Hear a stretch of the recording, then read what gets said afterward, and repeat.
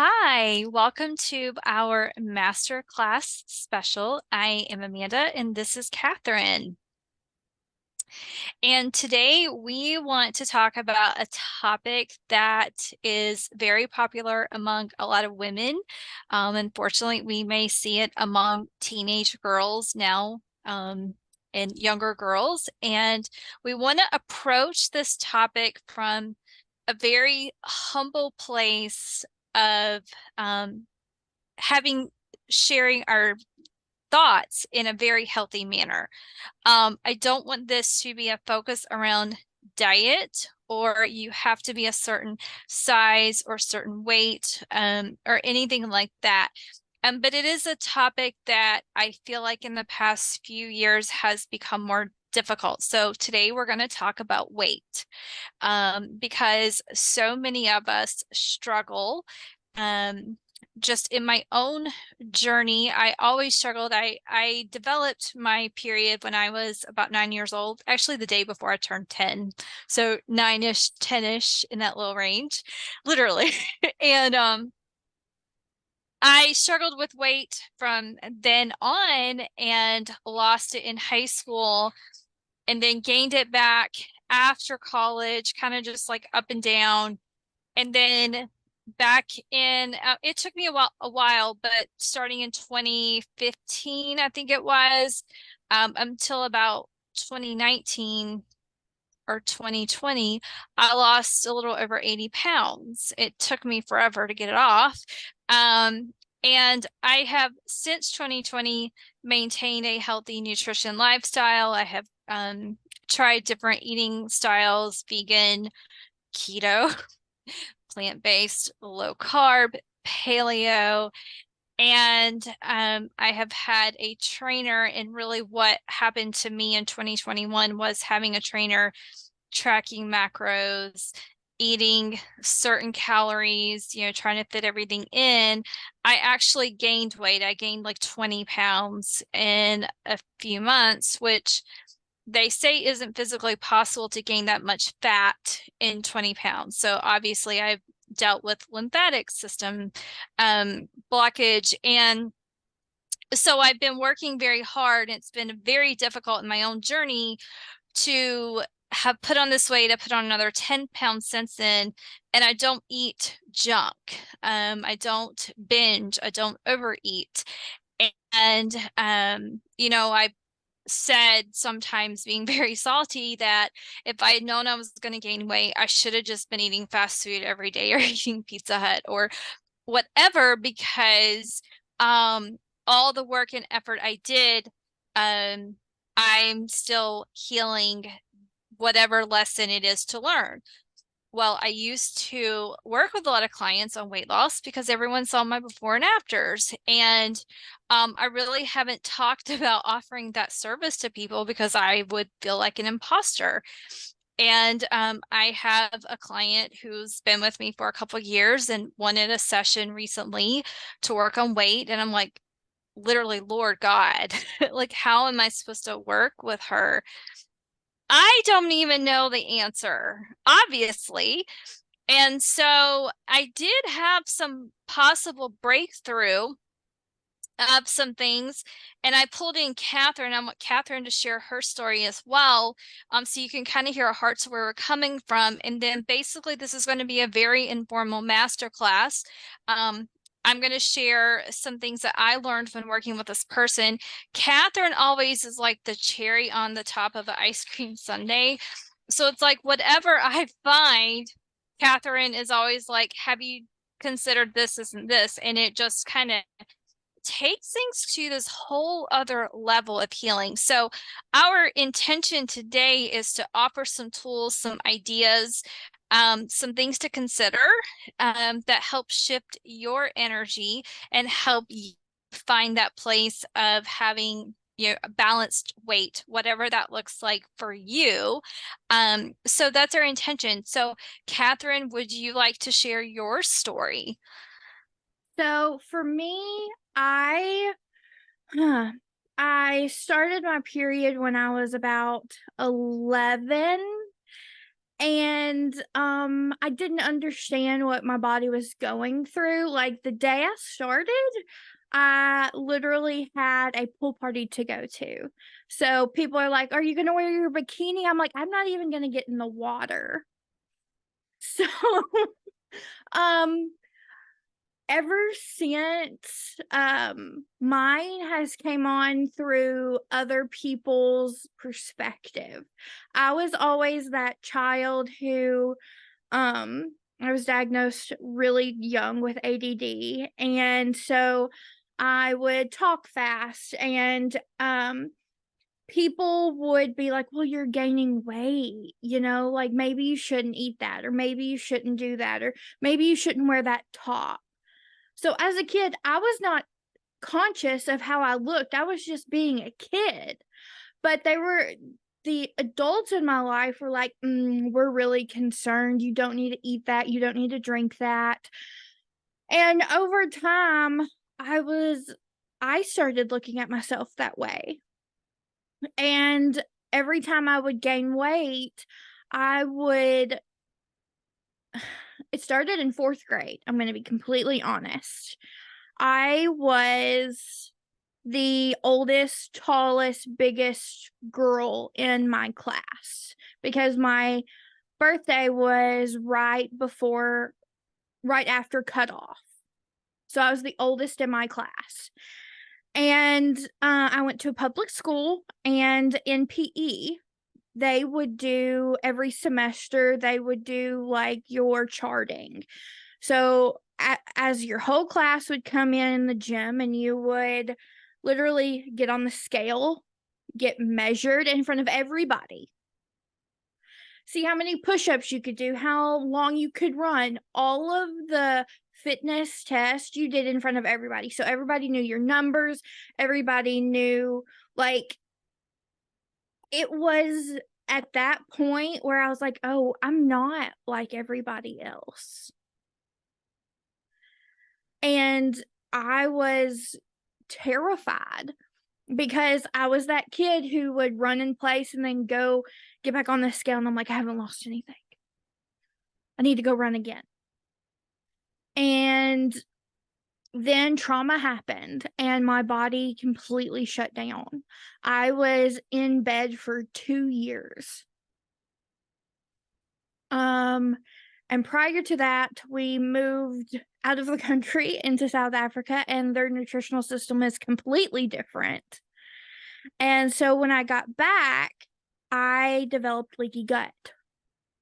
And so my viewpoint of food was like it was poison. And we went to the doctor, and they were like, "Just do paleo." I'm like, "Great." So I'm an all or nothing person. Like, we had no junk food, no chips, no nothing. Like, I cooked every meal. And my family, after 2 years, set me down and they were like, "We can have chips." And that is where my weight has came on and off. Is if there is trauma, my body holds on to it.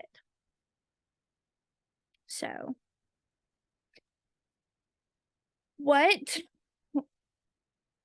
what would you recommend to the little girls inside of us? What would you recommend for to help heal that part? I think really doing some visualization work and going back and visiting that age of where you were as a little girl, Yes. and healing that wound. I really think that it's important to forgive yourself at that age for maybe things you said about yourself or thought about yourself, and forgive the others, forgive the people who spoke words that they may not have realized were so harming. But I believe that is a great place to start, is doing that inner work and nourishing the inner part of you.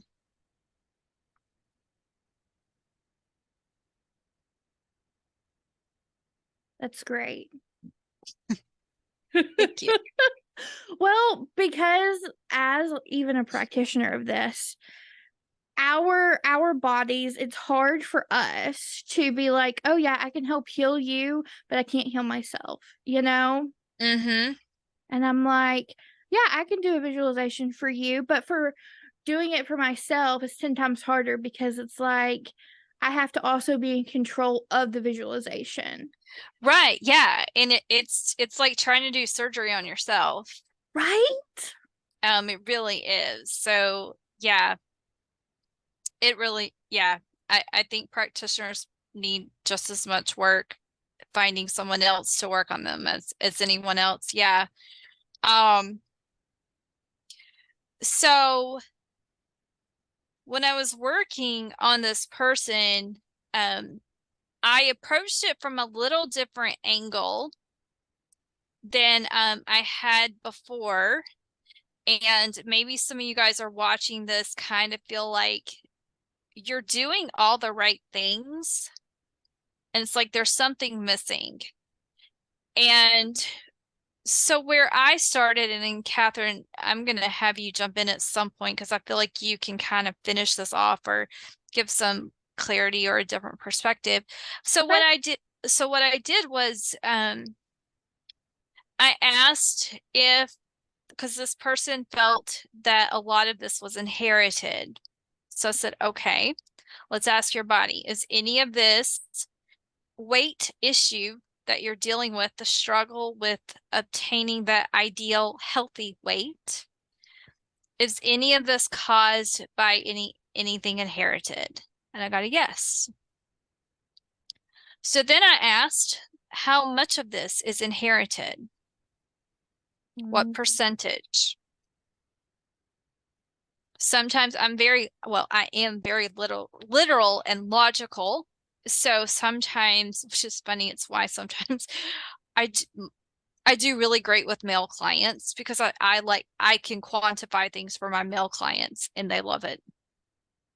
Um, so I'm like, okay, so what percentage of this is inherited?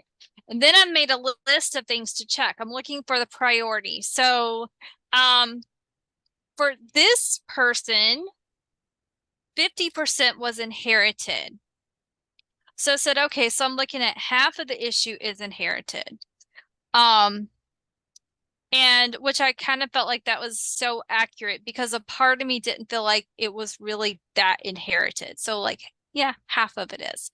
Well, then I looked at it from a spiritual perspective.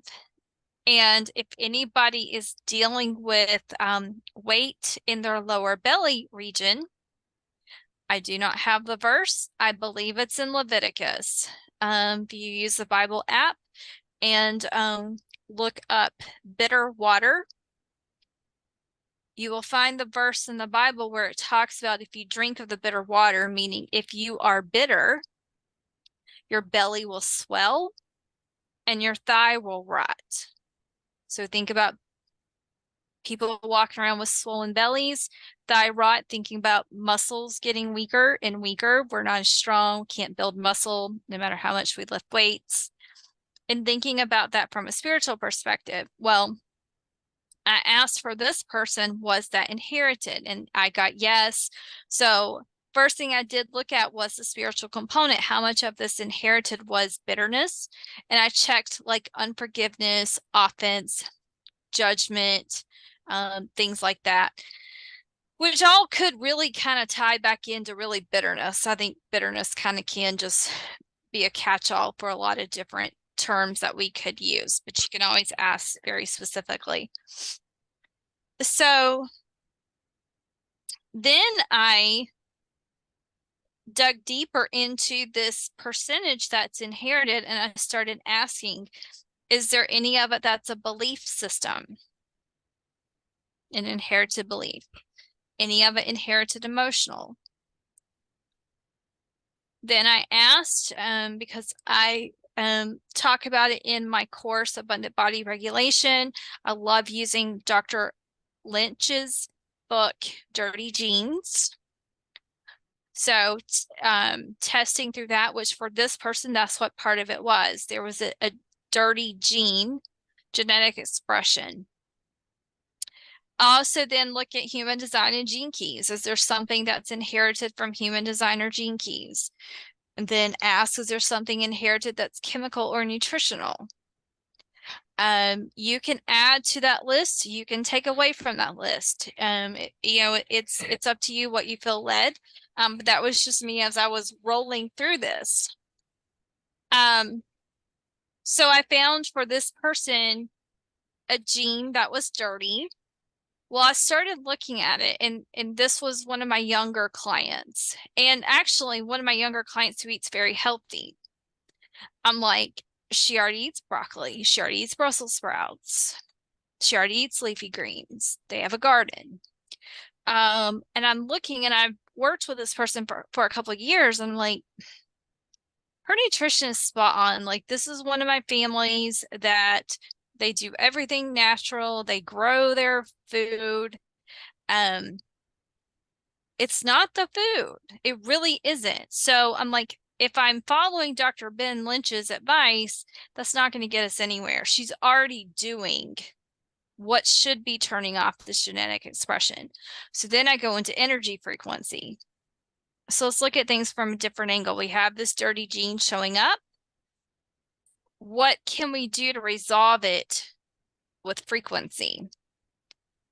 So I muscle tested and found for her, it was a belief that, Catherine, I'm going to read the belief, and I want you to test and see if this something that tends to affect the collective, or if this was just something for this family line.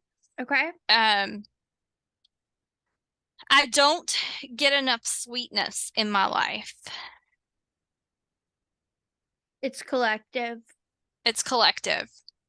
So if you are watching this replay, that would be something you could check for yourself. Is this true for you? Is this an inherited belief? Is this your belief?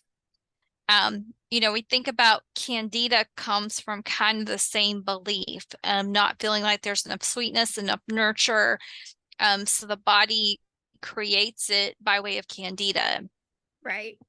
So when I felt like that was really big when I was working with the person, I got kind of chill bumps all over me. And I'm thinking, like, is this for me as well as her, or is this bigger? And so this is why I wanted to pull Catherine in to test. So then anytime I'm thinking about genetic expression, I personally love to bring in human design. Is there a human design gate that would bring us some wisdom or direction around this gene that is dirty? So that was the next step, the question I asked. And I found a gate.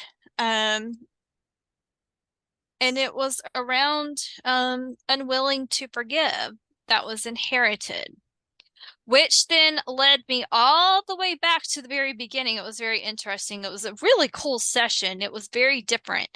Led me all the way back up to what the Bible talks about, bitterness. But it's like I went to it at first, but then I backtracked and kind of started at the beginning, and I still wound back up to the spiritual root of bitterness. But I had some things that we could correct along the way. So then I did some muscle testing for her, some things that were more specific, some emotions and places in the body where we were seeing it and things like that. And then I found, Catherine, you can test me on this to see if this is also collective. There was an issue around control. Yes. And what I felt in my spirit, I could feel it for her, and it felt more collective, was if I can't control my weight, I'm going to control it by eating crap today. I'm going to control it by being angry or bitter or whatever other emotion. And it's almost like it becomes, I can't control it, so I'm going to sabotage it. Yes. And tell me if I'm wrong, but I have noticed with me, I have this thing. I have 2 weeks before I sabotage myself. Mm. And I don't mean a bad sabotage. I don't go do crazy stuff like I used to. Like back in the day in my 20s, yeah, I would have gone to Dairy Queen and gotten some chicken fingers, some fries, and a milkshake or whatever they call the thing at the Dairy Queen, the Blizzard. So I don't do that, but I may say, hey, I'm going to do this nutrition plan and eat these recipes. Nothing major. But after 2 weeks, it's like if I don't feel this major shift, I'm done. I'm moving on to another recipe book or another whatever. Okay. So could that be because you were testing your wiring of your brain? Let me ask. Yes, and I'm not quite following, but my body's saying yes. Well, why I say that is because usually some people do it for 2 days and then it gets hard or whatever. That is because you are testing your wiring of your brain. It wants to go back to easy. Yes. And it is more easy to say, oh, it didn't work, or yes. sabotaging it so your brain doesn't rewire for another healthy, or sometimes some people try and do non-healthy. That's besides the point. Whatever you're trying to do, it's literally you are basically pressing your wiring in your brain saying, I can't do this. And your body's like, I can't do this. Yes. I really can't do this. And, if I stop eating or fast or whatever I'm doing, I can't do this because this right here, our brain is saying, well, it's easier the way we're living now.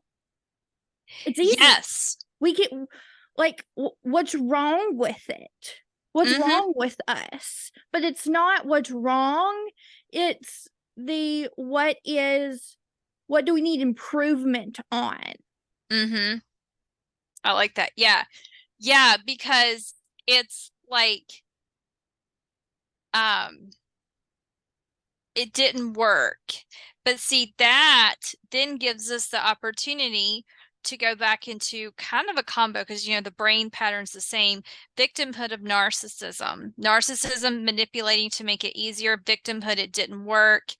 And then it's a woe is me. And then I could go back and tell my practitioner or whoever, I've worked so hard to get healthier and nothing works because and it's not major stuff I'm doing, but it's like I do it for 2 weeks and I'm expecting that, how if you were to start at the very beginning of your health journey and you lose those 5 pounds in the first 3 days. Okay, granted, it's water fluid. I get that. But it's like that gives you that dopamine push to, oh, this motivates me to keep going. Well, when you've been on your health journey for 8 years, there is no water loss. Right. So what I'm thinking is, if we could do like a mini visualization that people can do every day to solidify the brainwaves changing. I like that.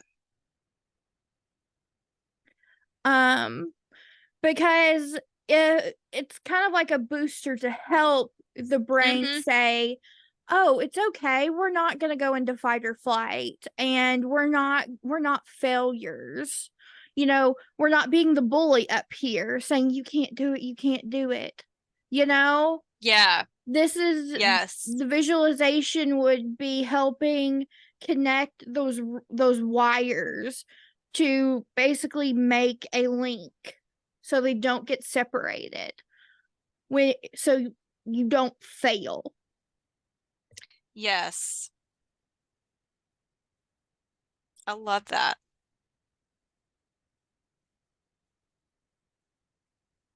Yes. We will make that. That's incredible. And then the other thing I came up with for her.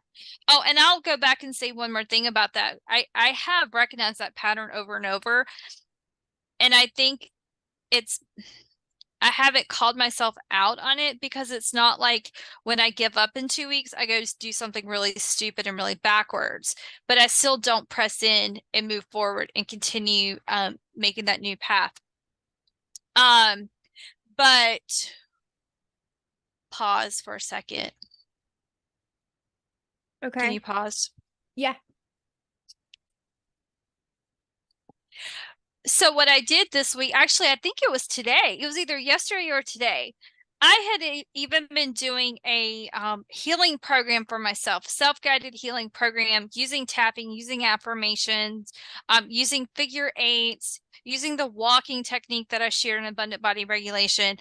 And I've been on this for 2 weeks. It's a 4-week program. Guess what happened on literally day 14? Guess what happened?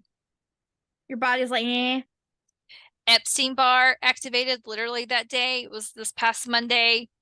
I'm in fight or flight because Epstein-Barr, I have learned, definitely attacks my vagus nerve. And it's like you just kind of have to sleep it off until it goes away the next day. And so what seemed like good intention was I switched the plan I was doing. I was on a healing your weight through affirmations, your belief system, and all that. I shifted over to disease because I was like, Epstein-Barr is so bad today. So that seemed right. And I don't know, I'm not going to say it was right or wrong, but it is very interesting that on day 14, I switched the plan for 2 days. And then I was like, what am I doing? I can't even finish a 4-week energy healing program. And I was like, nope, I'm not going to do the disease one. I can go back, but I am going to continue on the weight one and work through the weight one, finish it up, and then I can go do another one. But that was like really where I caught myself because both are great. It wasn't that big of a deal, but I've seen the pattern for a while and I really noticed the pattern on, oh my goodness, it was literally 2 weeks to the day, like probably to the minute. Well, that 2 weeks, I don't know what phase we will talk about phases and intentions and social in my upcoming course, Finding Mm-hmm. Your Flow. Um, but that also tracks with you'll probably be in the follicle phase where you want change. I am on, I'll tell you, 1, 2, 3, 4. So I was on day 5. It was the first day off of my cycle. Okay. But see, I don't know if it's because I'm in perimenopause. I only have a very light 4-day cycle. So I could be a little weird compared to what's normal. Just 1 second. I am yep, you're in the follicular phase. Yeah, Yeah. that's awesome. That's literally day 6 through 11. Okay. Okay. Yeah. That's really cool. Because from what I have learned is that every time your body goes through a different phase, your outlook changes. Wow. So for women, if you don't look at your cycle and how you're behaving in the outer world, your inner world's going to get chaos. That's so interesting. I'm excited for your course. Thank you. Well, because being transparent, because I was thinking about your course this week and I don't know anything about it because from starting day 9, I instantly had PCOS symptoms that no one even knew the term PCOS until I was about 21. And the first thing they did was put me on birth control and tell me to eat the diabetic diet. And so I would weighing on and off of birth control because I just didn't really like it. Um, I would go 6 months without a period. I never knew when I was going to have one or if I was going to have one, whether or not. And I probably was one of those that sometimes on birth control would try to skip the period because they would be so heavy. I never had a normal cycle until about age probably like 37. So probably only about 6 years ago. And really probably about 4 years ago was when I went into perimenopause.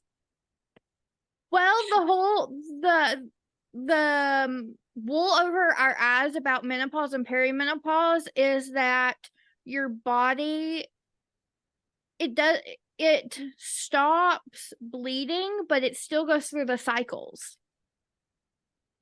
Yeah. So even if you're menopausal, perimenopausal, you will still go through the luteal, the Mm, follicular, the menstrual. You just won't have your uterine lining shedding. mm. And so if you look at it that way, your body is literally synced to how your phase is going. Gotcha. Um, because we have a friend that literally is terrified of menopause because she's like, I don't know what I'm going to do. Like, how am I supposed to slow down when it used to be my period, but I don't have it anymore? And it's like that's the fear that hopefully my course will help shed light on. Yeah. Yeah. Um, but as we are working through this weight, I have found two things that I think you will be because you kept talking about in the affirmation you said sweet, and that is Mm-hmm. literally the opposite of bitter. Mm-hmm. But sweet can look like a lot of different things. If you want to go the food route, that is sugary things. And but if you want to look at emotional, what Mm-hmm. is a emotion that would be linked to sweet? And I got joy, pleasure, and Yeah. play. I love that. I did not make that connection between the bitterness and the sweet. I did when I'm in my zone, number one, I'm muscle testing, I'm not trying to make sense of anything. I'm just going with what comes up. Um, wow, I'm just now getting that connection that literally that I need to go back to that affirmation and look at that from a different. I don't get enough sweetness in my life because you got some bitterness going on in your DNA. Yes. Wow. Wow. So I'm getting it. It's like changing your perspective to shift the pattern using an affirmation or tapping just around I am getting sweetness in my life. I am sweetness in my life. I am expecting to receive sweetness in my life. Thinking about those emotions of joy and love and pleasure and all the goodness. And it's like kind of changing the script from I'm creating my life. I am the creator of my life. This life is full of sweetness. Yes. I love that. Wow. That is amazing. Um, wow. Anything else that you have? You said something about the vagus nerve, how your body basically sabotages you with your Mm-hmm. vagus nerve shutting down. Well, your vagus nerve has this innate ability for reptilian and conscious. Mm-hmm. So if you were talking in a visualization or if you feel out of whack, why don't you send healing to your vagus nerve Mm. for support.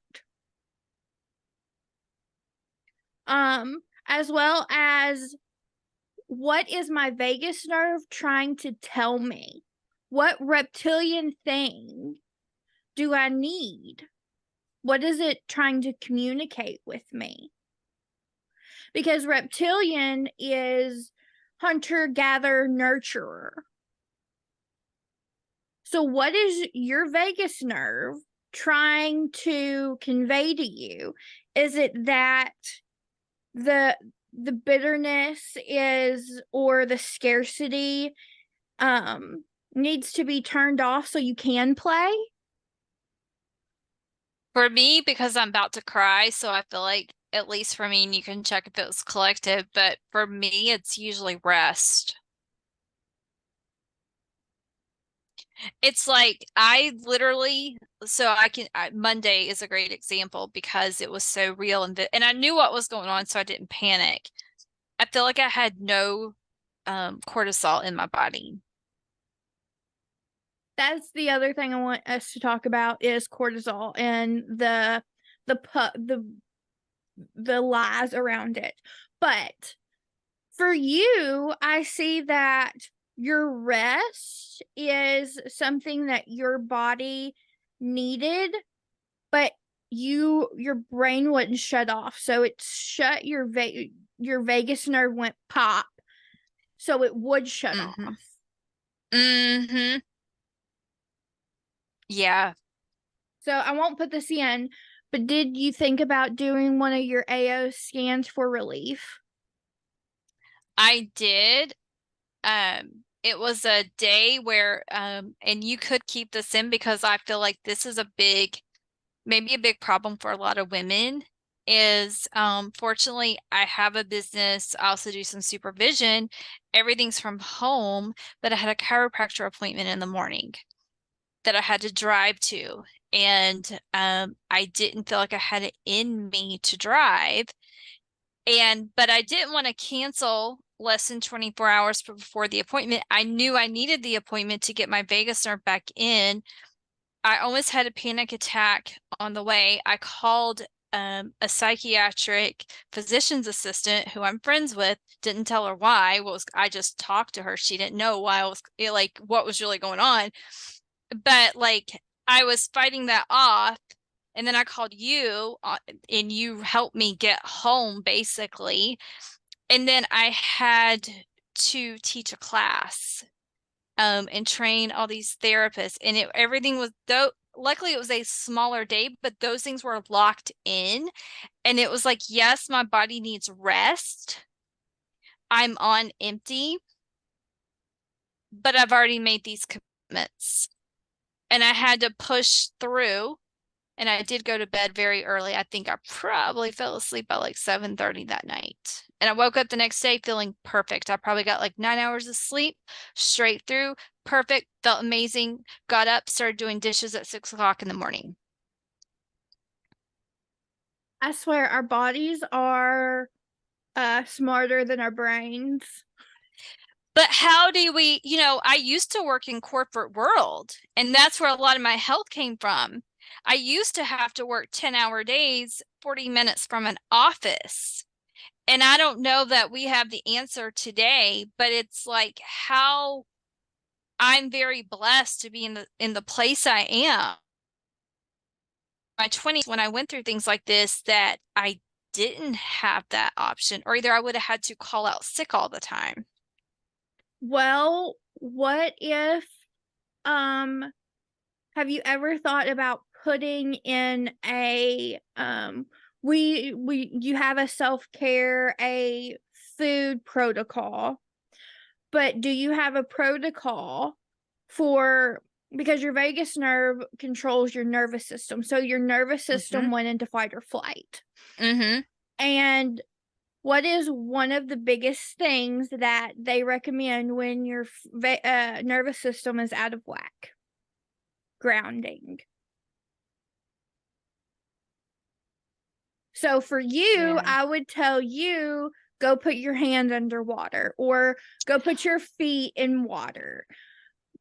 or Mm, just getting in the shower. Because yeah. Amanda, she is a water grounder. She grounds Yes. in water. Mm-hmm. And that is why the ice trick works for you as well. Yeah. But in that moment, you're not thinking about that. You're just thinking, I need to get home, you know? Right.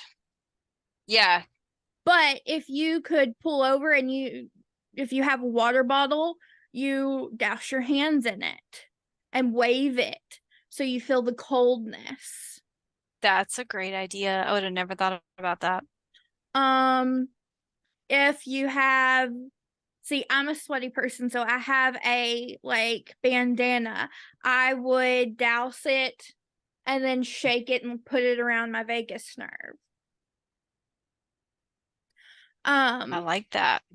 just so your vagus nerve can have that support of it's in shock, let's help it.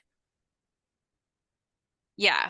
Because it was even like my husband, and it was a very hot day on Monday. I mean, it's been a hot summer, but my husband had worked in our dye house, and that's 20 degrees hotter in there with the boiling water than it is outside. So it was by the time he got home, like on those days, he's done. When he gets home, he's done. Well, we had nothing to eat. And he was like, I'm hungry. And I was like, let's go get a salad. Well, we go to the restaurant. I had to drive because he was like more worn out than me. We're both like kind of struggling. Like living in the country is not great. Like if we'd been in the city, we could have just done Uber Eats and life would have been really easy. But that's not an option. And so we get to the restaurant. We always see our mechanic there. I joked because I was like, do they eat at Elizabeth's every day? And I'm like, I guess they could ask the same thing about us. Um, but we were behind them. We're like, hey, whatever. We order. And I was like, we got to make this to go. I'm not feeling well. It's a 9-10 minute drive home, but I've got to do that. And I'm literally, it's like trying to drive home on an empty gas tank is Yes. how it was on Monday. And so it was easy. We got our food and I was just like praying, like, just help me get home. Um, and then it's very interesting, I think for me, I don't know if this helps anybody else, but when I have things where I have to be on, like I knew I had the training, I have to keep myself on. A lot of times when I finish those things, I instantly feel better. Yes. So as soon as the training was over, I did feel so much better, like so much relief. That was done. I think I called you that night. Yeah, I did after I finished that training.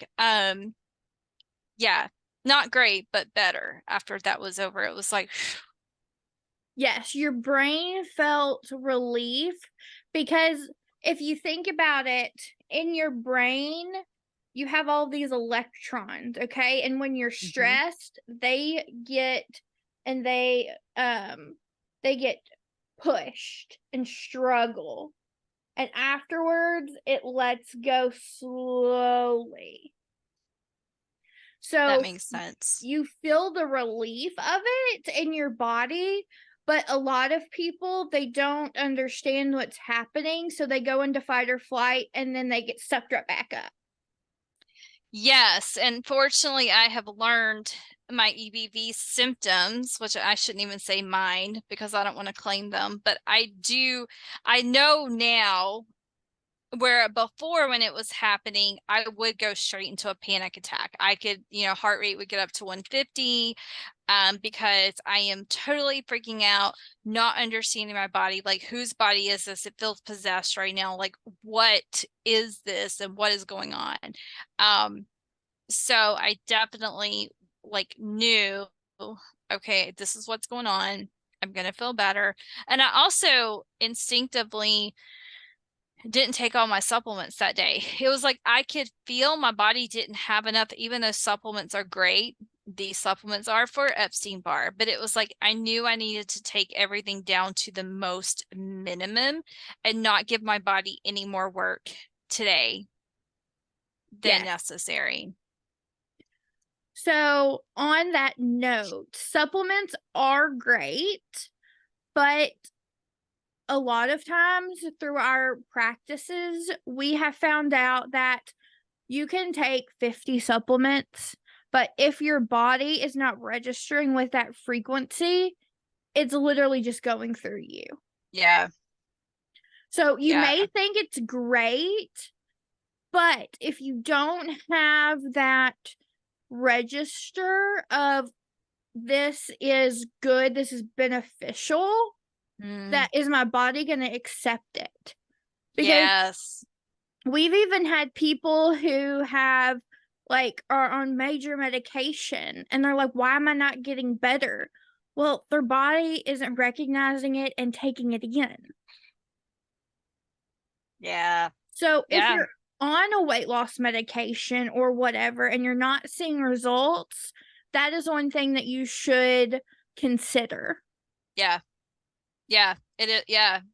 Check and see if it's beneficial. Is your body accepting it? Is it recognizing it? And then maybe there's a pattern that needs to be shifted, because I could see something like that very easily, an unworthy mindset, that it doesn't matter how many aids or supports you have, which, you know, use the aids and supports if that works for you, but check your mindset and make sure you're believing you're worthy to have the outcome of those aids and supports.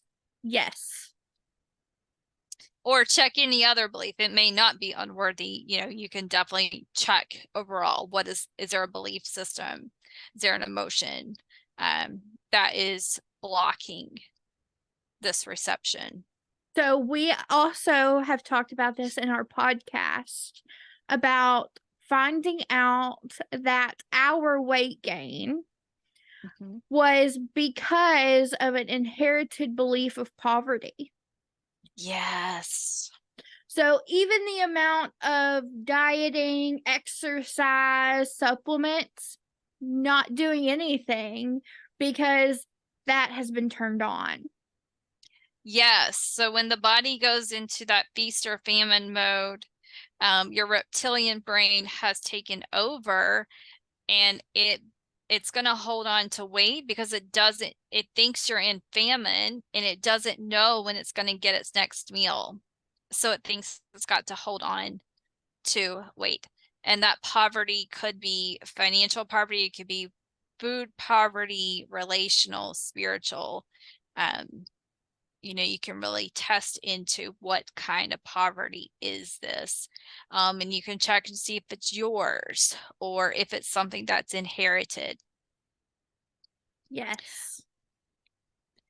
Well, I am excited, Catherine. Thank you for doing this masterclass with me. I hope you guys out there that are watching this, I love how Catherine and I work. Like, we kind of have a topic and then we go a little squirrely. So I hope that there was enough variety, that there was some takeaway that you had that will help you shift your own patterns starting today. And, maybe even just watching this, something released for you or shifted for you. That would be our prayer. Yes. And we really hope that this blessed you guys. If you would like to continue on in your journey, both of us offer one-on-one sessions that you are welcome to book an appointment. If you are wanting to learn how to work on yourself or become a holistic life coach, you can sign up for my Abundant Body Regulation course or and get certified. Catherine has an amazing course coming out about the 28-day cycle, the feminine cycle. I'm excited. I'm like number one on the list because, like I said here, I don't know as much because I didn't have enough of a period throughout my life to even know the cycles. I couldn't even tell you the names of the cycles. That's bad. And I've been through anatomy and physiology in college. So just never connected because I was going through a crap storm with my hormones, and I never learned it. So I'm excited. So you guys definitely want to sign up for her course. It's amazing. So thank you, everybody, for attending today. And we hope to connect with you in the future. Bye.